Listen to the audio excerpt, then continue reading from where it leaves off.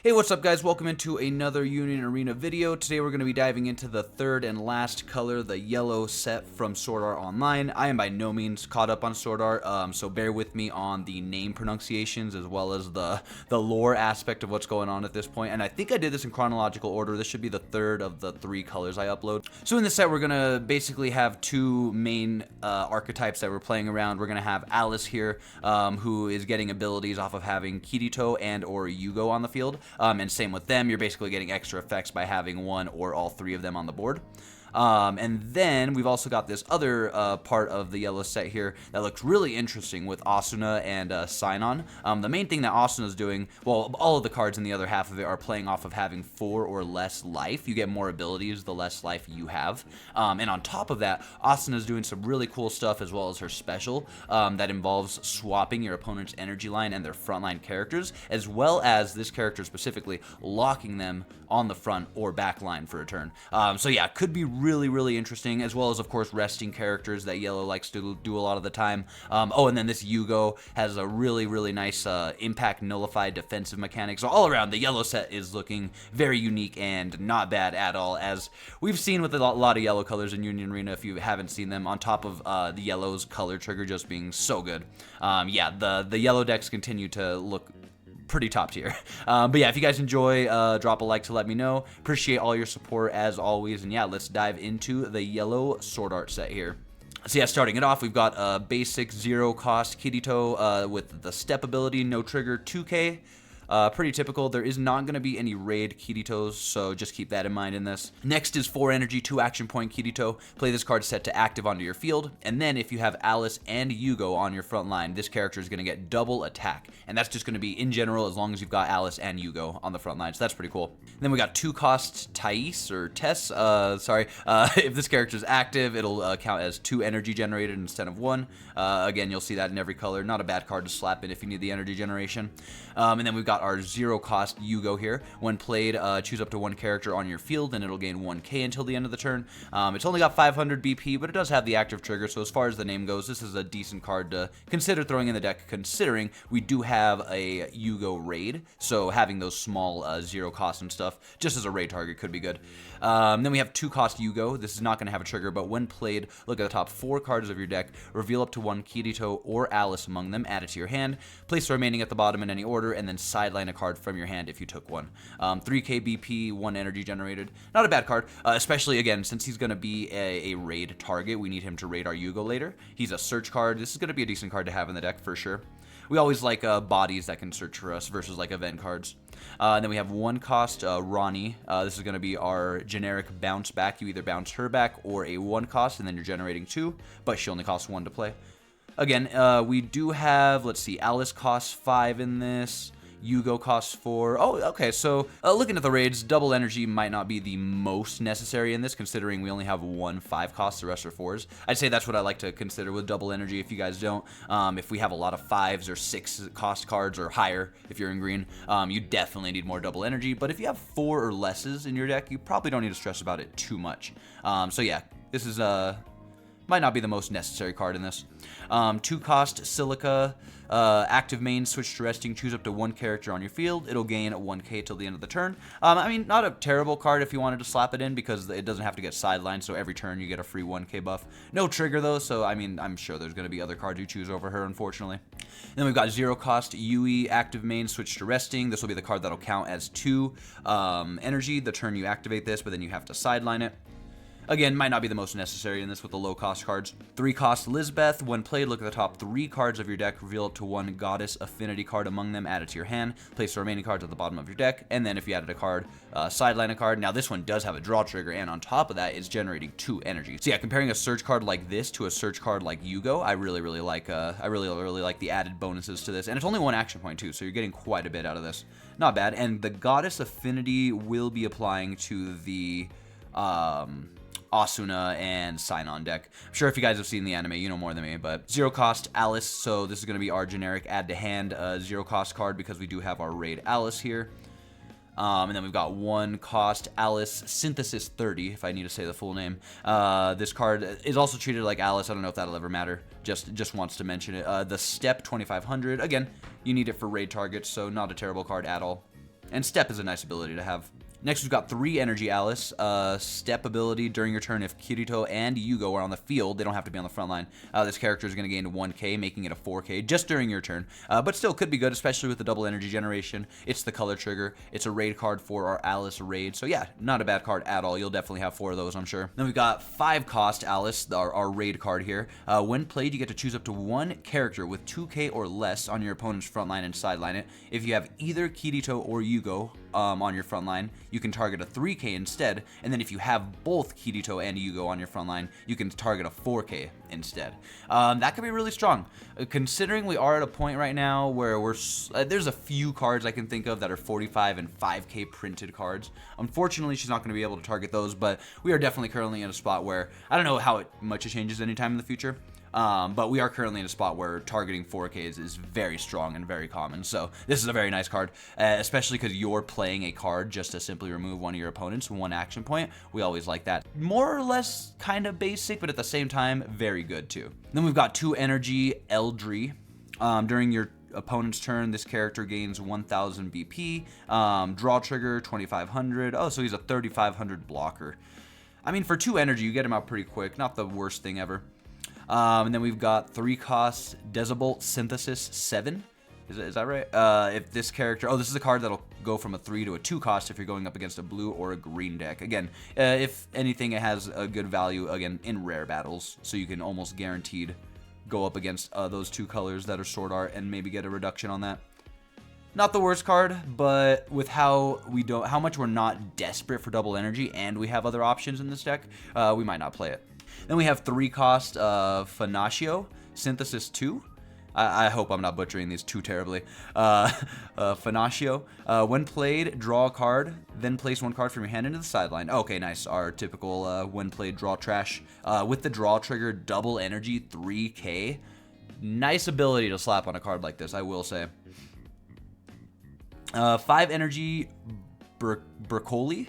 Oh no, Synthesis 1. If there's a character with 4k or more BP on your opponent's front line, this character gains impact. Ooh, and he's a 4k. Yeah, no, that's pretty interesting. I like that. So he's going to have impact when your opponent has 4ks up. So as long as they don't have over a 4k, this is going to be a really nice ability. Always guaranteed take a life with him. That's not terrible. Pretty easy condition to me, I'd say.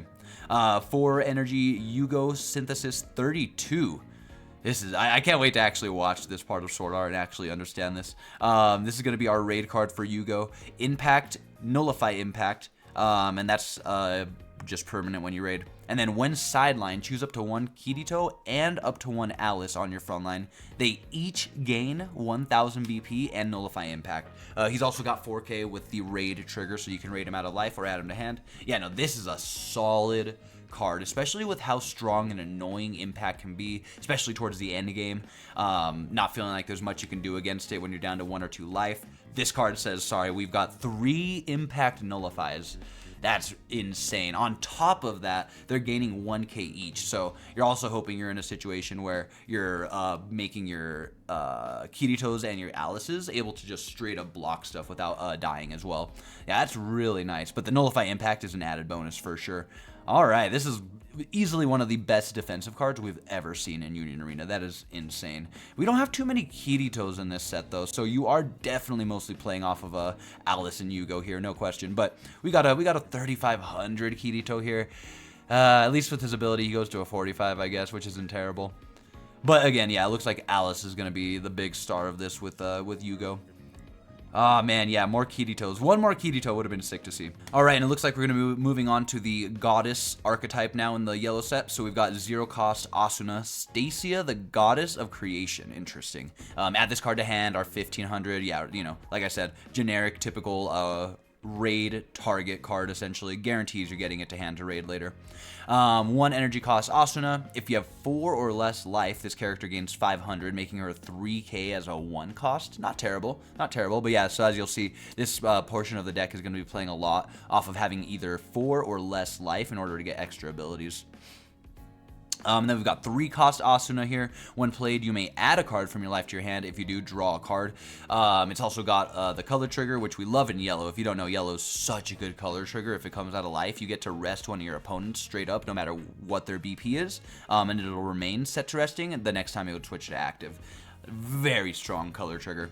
3K as well as the double energy generator. Yeah, this is nice. This is a good card. Because what's interesting, something to remember about adding a card from life to hand is you are getting a card into your hand as well. So, yeah. It's like a draw 2 almost. Granted, you are taking a card from your life. Yeah, you're getting extra abilities. Might be worth it. And then moving on to the Raid Asuna of the set, 4 cost. This card looks really interesting, and she might be really annoying to deal with. So Raid, when played, you get to choose 1 character on your opponent's front line, and up to 1 character with 1 or less generated energy on their energy line, and you're allowed to switch them to resting. And then if you did choose 2 characters, 1 on each line, you're allowed to swap them. And then on top of all of that, if you have 4 or less life, not only are you allowed to swap those 2 characters if you selected 2 of them, but they also gain an ability where they cannot move until the start of your opponent's next turn. So basically, you put a 4K on their back line, put a weaker 1500 on their front line. Not only do you rest them for a turn, but on your opponent's next turn, if you're at 4 or less life, they're not allowed to switch those characters. So they can't, more than often than not, they're not allowed to move up that really strong character you put on their back line. So yeah, that's gonna be fun. That's gonna be fun with the Raid out of life as well. This could be an insanely good defensive card as well. I could not imagine seeing this come out of life at a good time. That would be so nice. It only costs 4 to play as well, so yeah, I really want to see this card in action. But we've also got more in this set, which makes her look really good. And then alongside her, we're going to have Sign-On. So we're going to have the 0-cost Sign-On Sun Goddess Solace. Draw a card for the draw trigger, and then 2K. Not a add to hand or anything, but it is going to be necessary for our raid over here. And then we've got 2-cost Sign-On. Active main, you may place 1 card from your hand into your sideline. And then if you did, once per turn, this character is going to gain Snipe. But they also gain this character cannot target characters with 2500 or more BP using Snipe. So yeah, that's really annoying. Like, Snipe is such a fun broken ability, especially with her being a 3K. Maybe you buff her up to a 4, but it won't really matter because you can only target 2000 or less characters, which could still be annoying and fun and strong, especially with Asuna's ability. You swap them to the front line. Sign-On now has her snipe ability, and you can target the weenie that you pushed up, who's 2K. But yeah, again, we'll have to see it in action. The number one thing is that she is a raid target for this Sign-On right here. So our 4-cost other raid. During your turn, this character gains all the abilities listed below if you have the required amount of life. So starting with 4 or less, when played, this character is going to gain Snipe until the end of the turn. So yeah, you'll get 1 turn of Snipe with her. She is a 3500 though, so you're probably going to want to wait until you have 3 or less life, because then she's going to be a 4K. She's going to gain 500 just straight up when you're at 3 or less life. So yeah, 3 or less, you play her with Snipe and 4K. That's definitely going to be the ideal situation. And then if you're at 2 or less life, you also get Impact, which is so perfect. That's exactly when you want Impact. Impact is almost, in my opinion, not needed, or almost to a point useless in the first like 3 or 4 of your opponent's lives. But once they get down to their last 3 or 2 or 1 life, that's where Impact starts to get devastating. And we get to combo it in with the Snipe. Ooh. Yeah, this deck is going to be terrifying when you get down to 4 or less life, especially as low as 2 with Sign-On. I really like this. Yeah, we got the raid trigger. This might be one that you want to add to hand most of the time so you can get the Snipe when played ability, because it's until the end of the turn. But yeah, all around, amazing little duo right here, Sign-On and Asuna.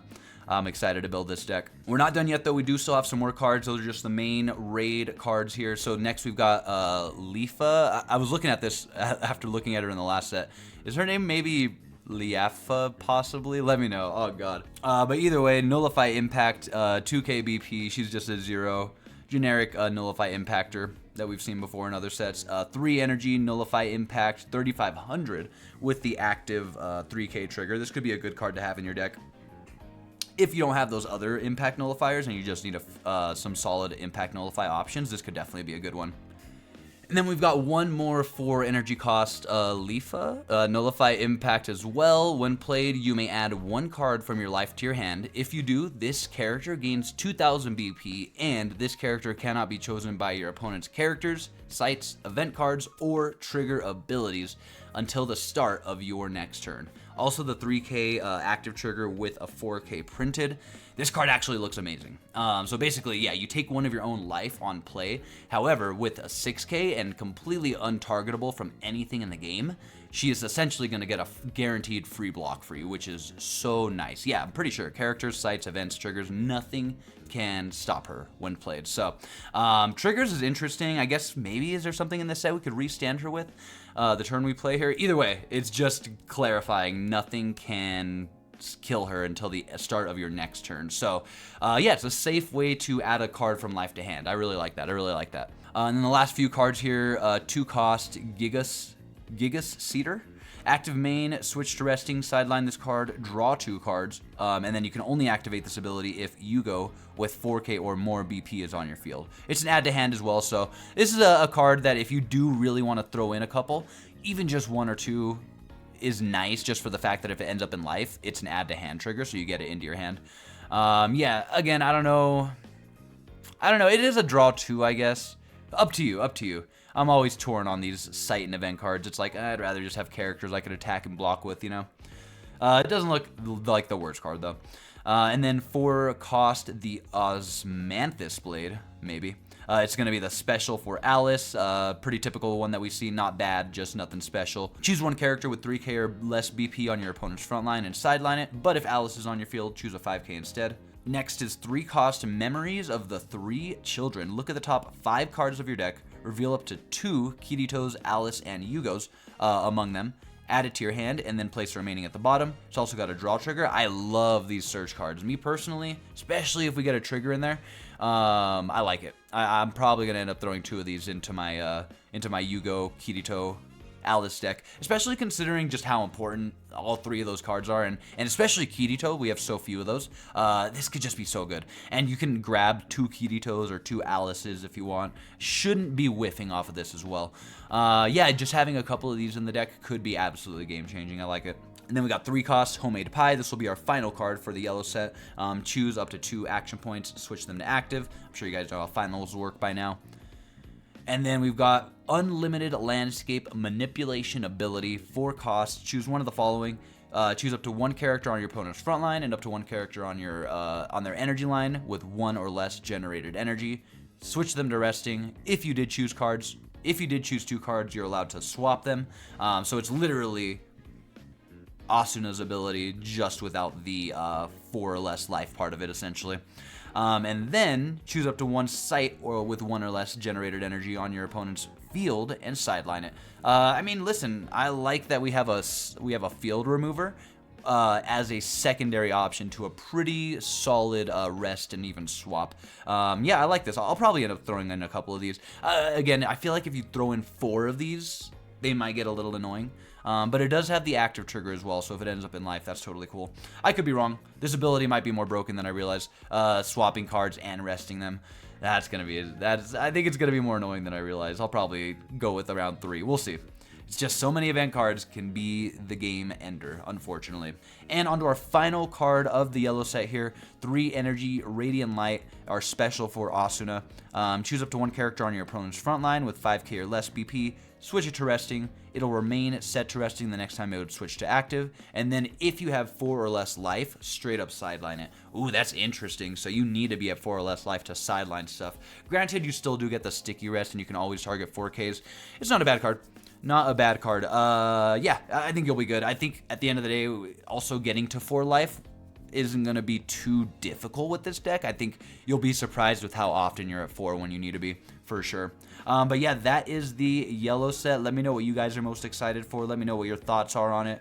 I personally think the Asuna and Scion combo is going to be devastating. But I mean, the Alice and Yugo combo could be pretty good too. Especially don't ever count out double attack on Kirito. That could be really strong. We just need to get him to a 4K for those attacks. And then the removal with Alice, and again, this defense is going to be kind of gross on Yugo. That is going to be a strong thing. You sacrifice him as a blocker, and then you might get 2 blocks off.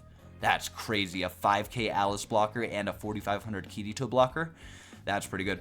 And then, yeah, but honestly, yeah, I'm really excited for resting and sniping and messing with my opponent's field with these two. That's going to be really nice. But yeah, once again, always appreciate you guys. This should be the 3rd of the 3 color set breakdown, so if you guys do want to check out the other 2 for Sword Art Online, the blue and the green sets, definitely go check out those. They should be up now. Yeah, let me know what your thoughts are on Sword Art. I'm personally really excited for it. I still have a lot of catching up to do on the anime, but wasn't going to stop me from learning the cards and diving into the set, of course. But yeah, all around, I think Sword Art is looking pretty strong. I think it has a very good chance to stand out for sure. But yeah, much love for the support, and I'll catch you guys in the next one. Peace.